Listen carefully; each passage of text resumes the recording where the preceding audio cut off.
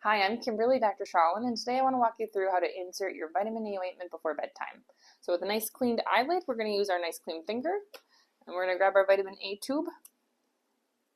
We're going to excrete out maybe the size of like a large drop or like a pea size right on our finger. And I'm going to move it just a little bit so I have it right on the tip of my finger.